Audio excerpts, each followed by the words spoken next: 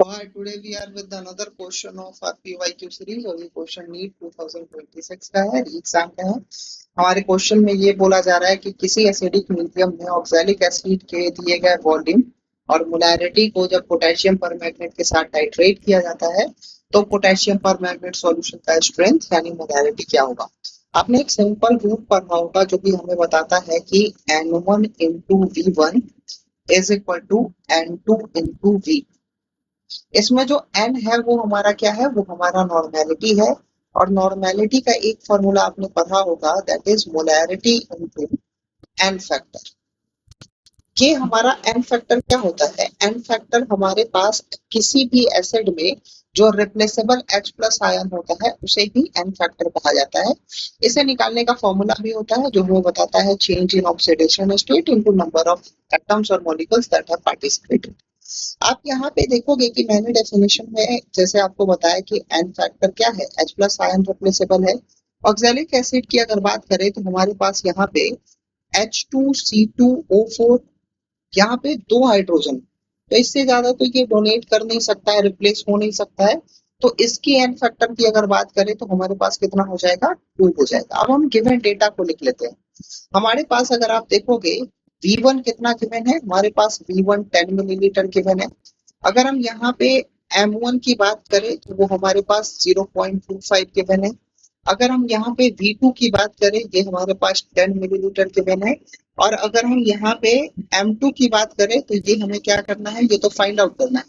अगर हम यहाँ पे एन फैक्टर की बात करें तो ये हमारे पास 2 है और एन फैक्टर ऑफ KMnO4 अगर आप जानते होंगे तो वो 5 है। अगर हम इसी चीज को अपने इक्वेशन में पुट कर दें तो हमारा आंसर इजली आ जाए। अगर हम इसे इक्वेशन 1 माने और यहाँ से नॉर्मेलिटी को मोलैरिटी के टर्म्स में अगर चेंज कर दे तो हमारे पास वैल्यूज क्या आ जाएंगी, हमारे पास वैल्यू आ जाएगा यहाँ पे M1 into N1 into V1 is equal to M2 into N2 into V2। अब आप एक चीज नोटिस करोगे, बस हमें यहाँ पे वैल्यू पुट कर दी। अब यहाँ पे देखो M1 की वैल्यू कितनी थी, 0.25, N2 हमारे पास 2, N2 10 इज इक्वल टू हमारे पास M2 एज इट इज रहने दो, N2 की वैल्यू 5 एंड V2 की वैल्यू हमारे पास 10। 10 और 10 हमारा क्या हो जाएगा, कैंसिल हो जाएगा। 2 into 25 करोगे तो हमारे पास बेसिकली कितना आ जाएगा, ये हमारे पास डायरेक्टली आप इसको कैलकुलेशन को और आसान कर लो, दैट इज 0.25 अपॉन 100 कर लो। तो ये पॉइंट हमारा कैंसिल आउट हो गया, इंटू 2 करो और नीचे में ही हमारे पास इंटू 5 करो।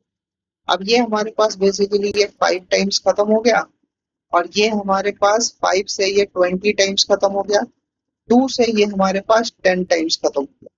तो M2 की वैल्यू जो हमारे पास आ गई, M2 इज इक्वल टू हमारे पास आ गया 1/10 विच मीन्स व्हाट, 0.10 मोलर। तो हमारा जो रिक्वायर्ड आंसर है वो ऑप्शन नंबर सी सही है। I hope you like this lesson. Apart from this, if you want the complete video of this question, you can visit my YouTube site and there you can get the complete solution.